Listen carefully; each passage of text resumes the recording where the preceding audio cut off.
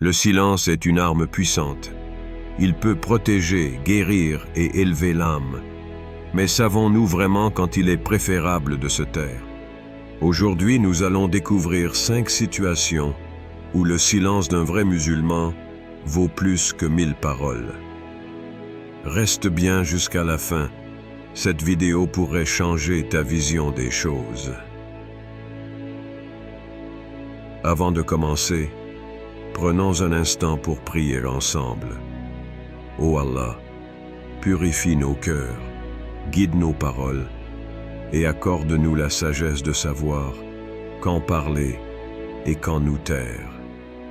Protège-nous du mal des mots inutiles et fais de notre silence une lumière vers ton agrément. Amen.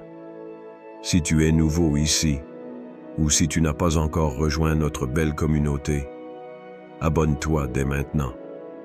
Active la cloche des notifications pour ne rien manquer. Laisse un like pour soutenir le message. Et surtout, partage cette vidéo afin que cette sagesse touche d'autres cœurs.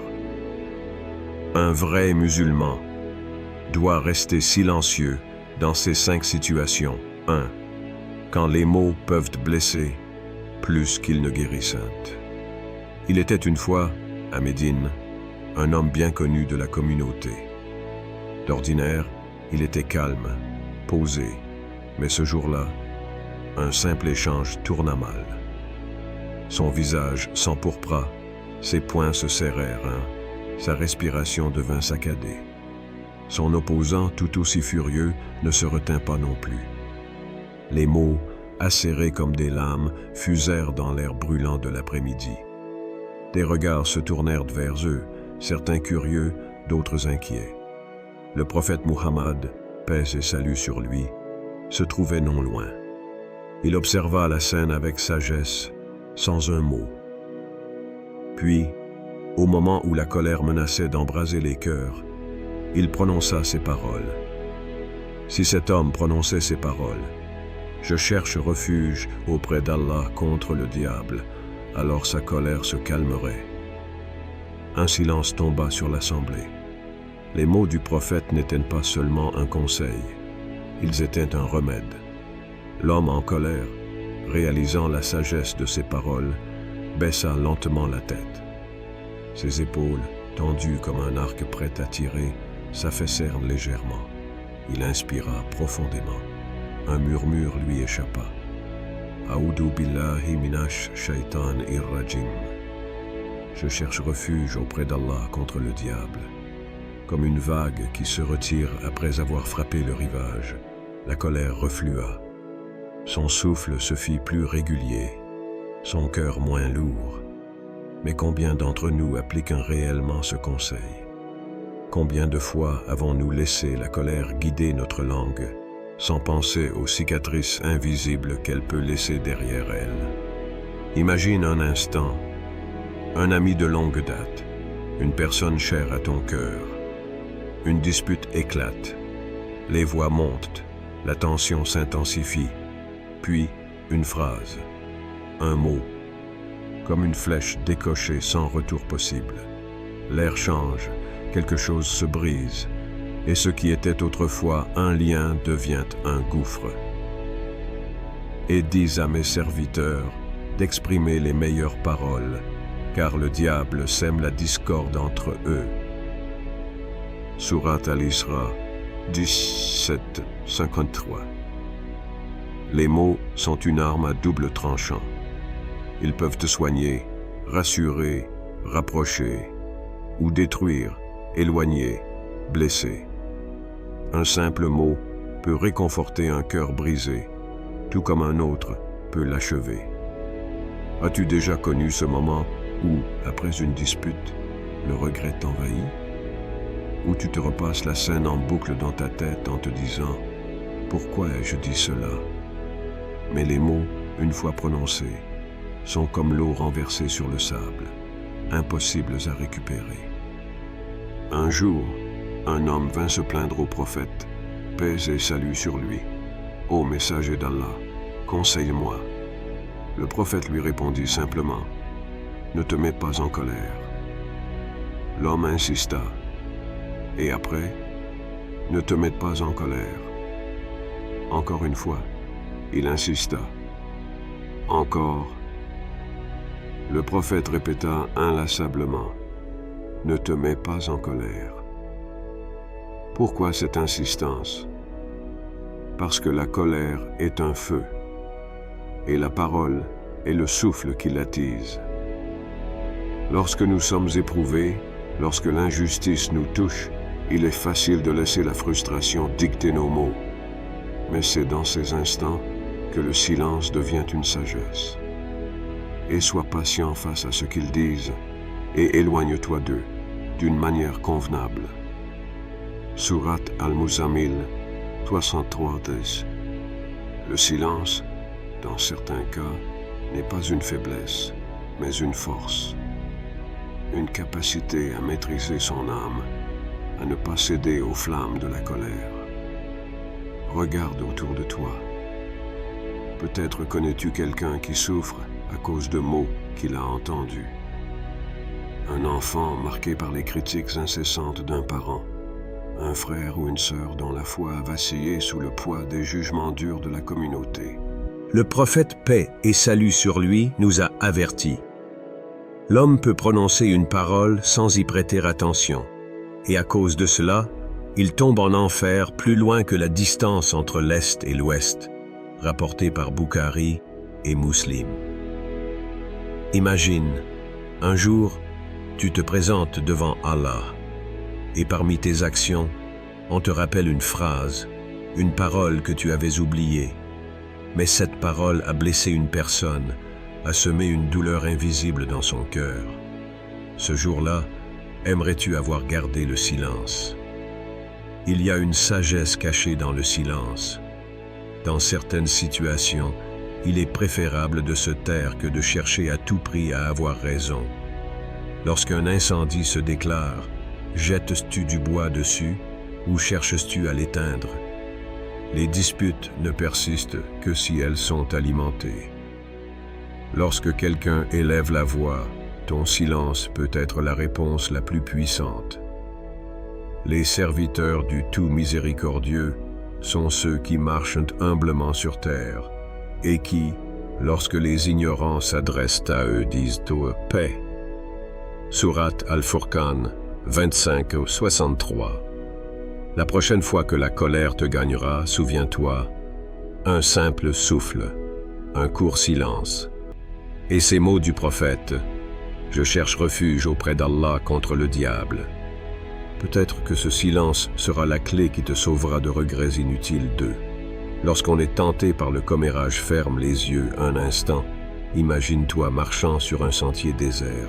Dans ton dos, un grand sac, lourd, pesant sur tes épaules. Au départ, il semble supportable, mais à chaque pas, il s'alourdit un peu plus. Et puis, sans même t'en rendre compte, à chaque fois que tu prononces une parole sur quelqu'un en son absence, une pierre s'ajoute. Tu parles d'un frère, une pierre. Tu dévoiles un défaut d'une sœur, une pierre. Tu rapportes une histoire que tu n'étais pas censé répéter, une pierre. À mesure que le poids augmente, ton souffle devient court, tes épaules ploient sous la charge. Ce qui était au début une simple discussion s'est transformé en un fardeau invisible, un poison qui lentement t'affaiblit. Et puis un jour, tes jambes cèdent, tu t'effondres, écrasé par le poids de tes propres paroles. Celui qui croit en Allah et au jour dernier, qu'il dise du bien ou qu'il se taise. Bukhari et Muslim. Si seulement nous comprenions l'impact de nos mots, combien de vies ont été brisées par une simple rumeur, combien de cœurs ont été blessés par des paroles lâchées à la légère. Parfois, ce ne sont pas les coups qui font le plus mal, ce sont les mots murmurés dans l'ombre, portés par le vent et qui viennent frapper une âme sans défense. Le commérage est un feu insidieux. Il commence petit, presque innocent, un simple partage d'informations, une observation anodine. Puis il grandit, consume tout sur son passage et laisse derrière lui un champ de ruines. Et ne médisez pas les uns des autres. L'un de vous aimerait-il manger la chair de son frère mort? Vous en auriez horreur. Sourate Al-Hujurat 49-12. Manger la chair de son frère. C'est une image puissante, un avertissement qui glace le cœur. Allah ne compare pas la médisance à une simple erreur, ni à un péché léger. Il la compare à un acte cannibale, répugnant, inhumain. Si nous étions capables de voir nos paroles prendre forme devant nous, combien de fois aurions-nous choisi le silence à la place? Si chaque parole était inscrite sur ton dos, te sentirais-tu léger ou accablé?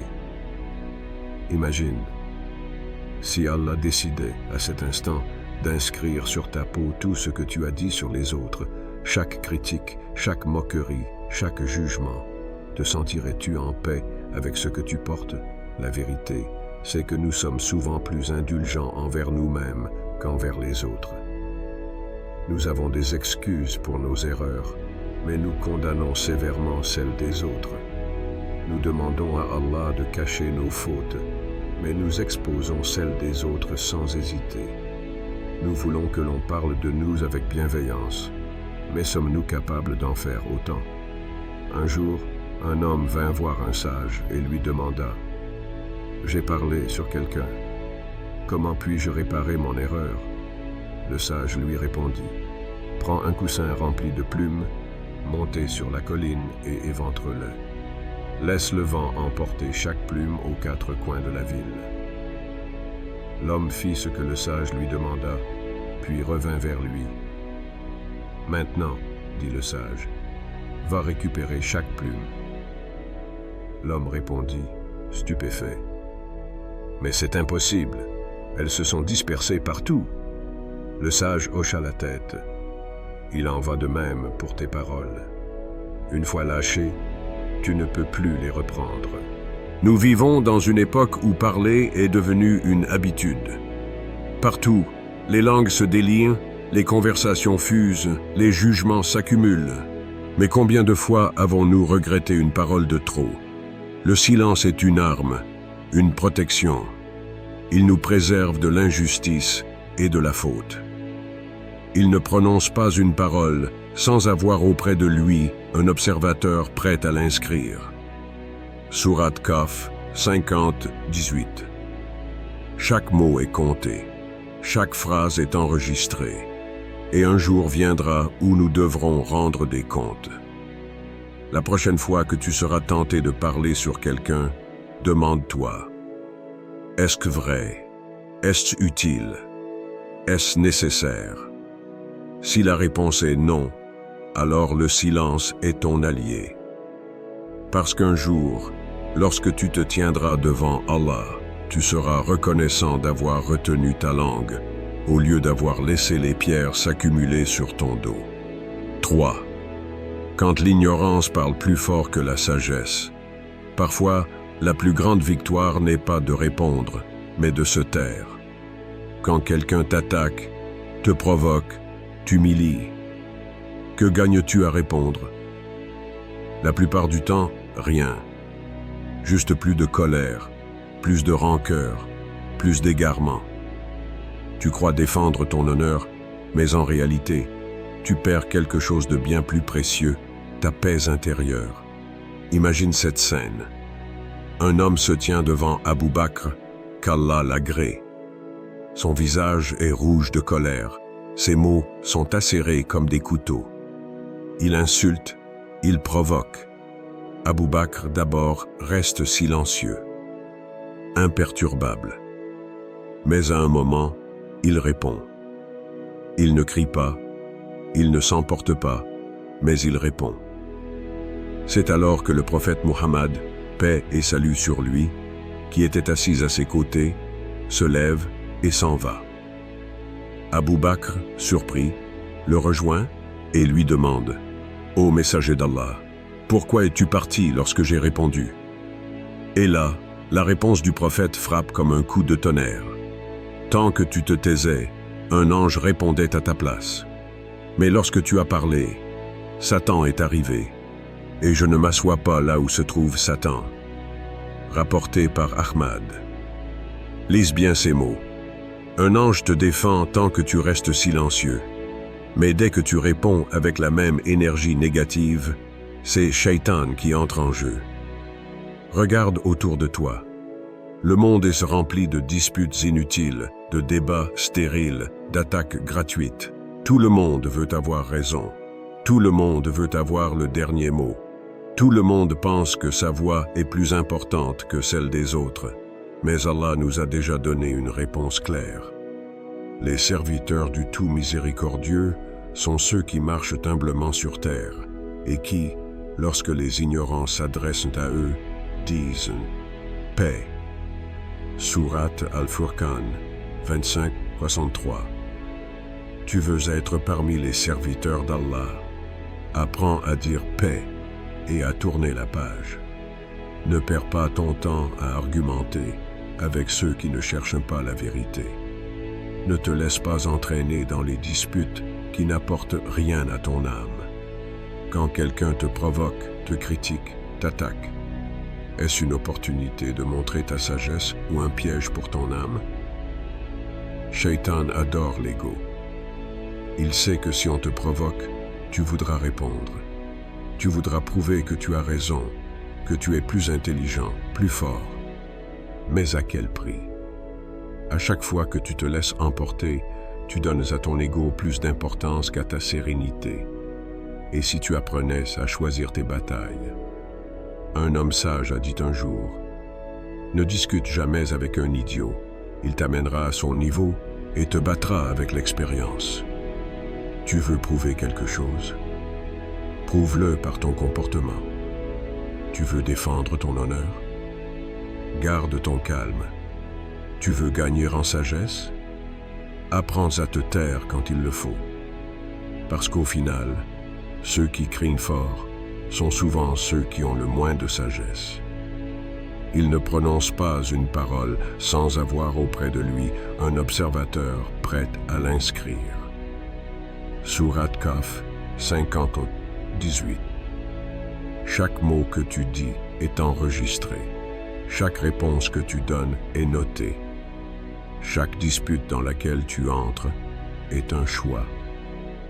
Alors, la prochaine fois que quelqu'un essaiera de te provoquer, demande-toi, ai-je vraiment besoin de répondre?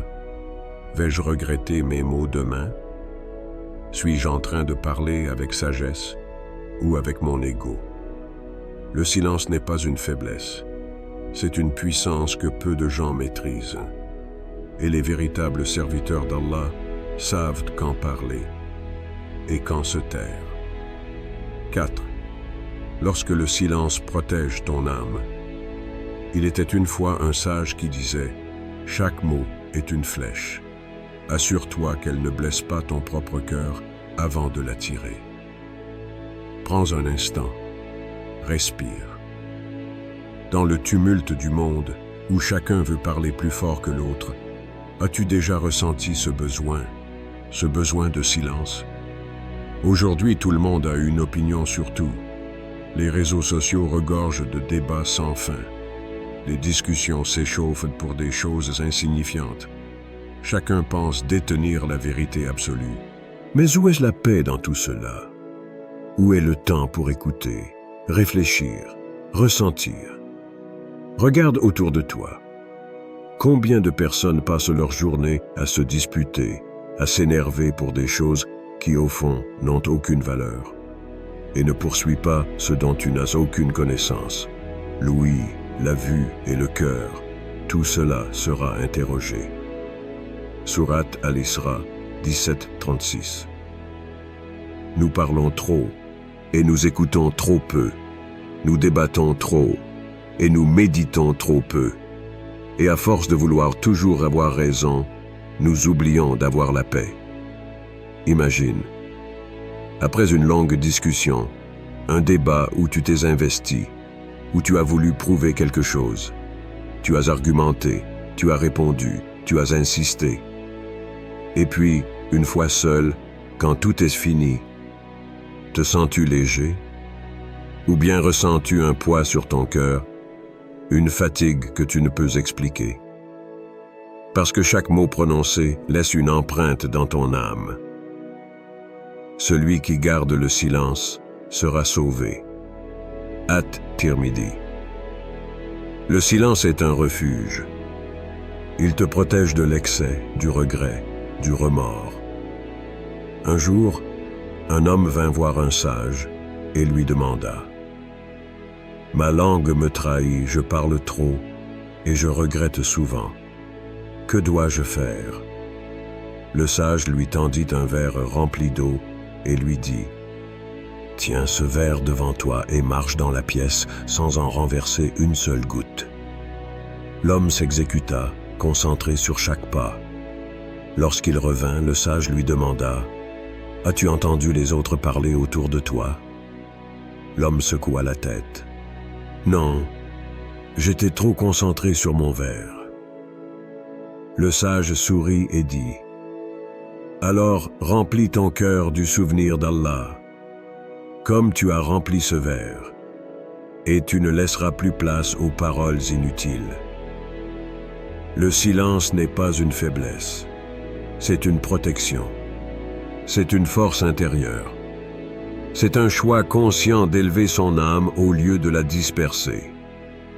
La prochaine fois que tu seras tenté de parler, demande-toi, mes paroles apporteront-elles la paix ou la discorde?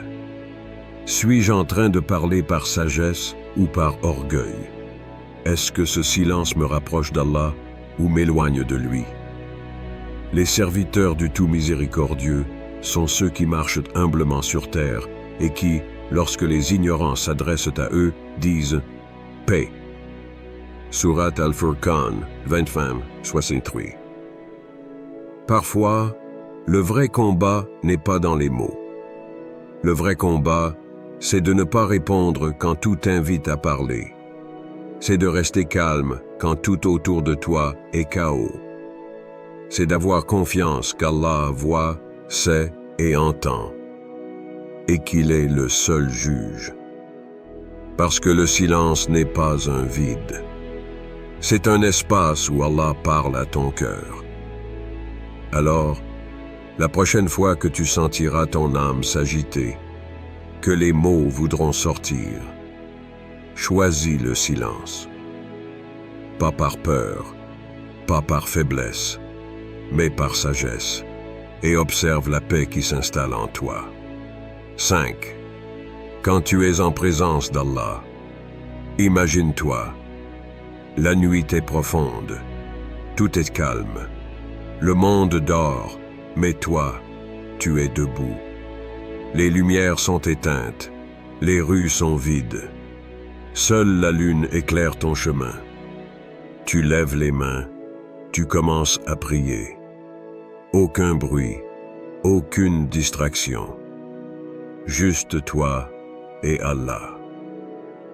C'est dans ces moments-là que le silence n'est plus une absence de mots. Il devient une porte vers l'éternité.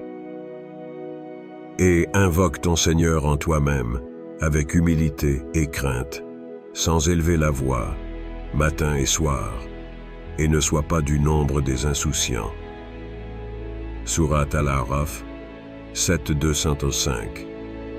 Il y a un langage plus profond que les mots. Un langage que seule l'âme comprend. Le silence dans la prière. Le silence après une invocation. Le silence entre deux larmes versées devant Allah. Tu n'as pas besoin de parler fort. Tu n'as pas besoin de longues phrases. Allah entend même les soupirs de ton cœur. Le prophète Muhammad, paix et salut sur lui, avait un secret que peu connaissent vraiment. Il trouvait sa plus grande force dans le silence de la nuit. La meilleure parole est celle qui est courte et qui guide. Rapporté par Ahmad. Mais parfois, le plus grand langage est celui du silence. Une nuit, Aïcha, qu'Allah l'agrée, s'est réveillée et a vu le prophète en prière. Il était là, seul, les yeux pleins de larmes, priant longuement, sans un mot. Son cœur parlait, et Allah répondait. Aïcha lui demanda, « Ô messager d'Allah, pourquoi pries-tu autant, alors que tes péchés passés et futurs sont déjà pardonnés ?» Et il répondit avec humilité, « Ne devrais-je pas être un serviteur reconnaissant ?» Rapporté par Bukhari et Muslim. Nous passons notre vie à parler, à nous plaindre, à demander. Mais avons-nous pris le temps d'écouter Allah? Écouter dans le silence de la prière. Écouter dans le calme après une invocation. Écouter les signes qu'il nous envoie chaque jour. Et si le plus grand secret était là? Et si le silence était la clé pour entendre ce que les mots ne peuvent exprimer? Je suis tel que mon serviteur pense que je suis. Je suis avec lui lorsqu'il me mentionne. S'il me mentionne en lui-même, je le mentionne en moi-même. S'il me mentionne dans une assemblée, je le mentionne dans une assemblée meilleure que la sienne. Bukhari et Muslim. Ferme les yeux un instant. Imagine-toi en pleine prière. La pièce est sombre, mais ton cœur est rempli de lumière. Tu récites doucement, sans précipitation. Et puis, tu restes en silence. Tu ressens une paix que les mots ne peuvent décrire. C'est cela, être en présence d'Allah. Prends le temps d'écouter. Vraiment. Quand as-tu pris le temps d'écouter ton cœur parler à Allah dans le silence? Nous cherchons souvent des réponses. Nous voulons qu'Allah nous guide, nous éclaire, nous montre le chemin. Mais avons-nous fait silence pour écouter ces réponses? Les signes sont là. Dans le calme du matin, dans la brise légère d'une nuit paisible, dans la sérénité après une prière sincère. Fais silence et écoute. Parce que parfois, la plus belle réponse d'Allah est ressentie avant d'être entendue. Le silence n'est pas un vide, c'est une sagesse. Il protège nos cœurs, élève nos âmes et nous rapproche d'Allah. Si ces paroles ont résonné en toi, alors peut-être est-il temps de réfléchir et de choisir le silence au bon moment. Dis-moi en commentaire, quelle situation te parle le plus?